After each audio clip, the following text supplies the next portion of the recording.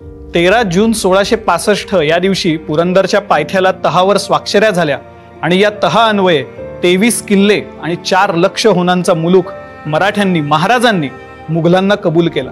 मिर्झा राजा जयसिंहांनी ताबडतोबच आपल्या सरदारांना वेगवेगळ्या किल्ल्यांवर पाठवलं आणि या किल्ल्यांचा ताबा घ्यायला सुरुवात केली। मिर्झा राजा जयसिंहांनी स्वतःच्या मुलाला किरत सिंहाला सिंहगडावर पाठवलं, पण सिंहगडावर किरत सिंहाबरोबर स्वतः शिवाजी महाराज आलेले आहेत। सिंहगडाचा ताबा किरत सिंहाला स्वतः महाराजांनी दिलाय। सिंहगडावरचा भगवा ध्वज उतरताना आणि तिथे मुघली चांदतारा चढताना स्वतः महाराजांनी पाहिलाय।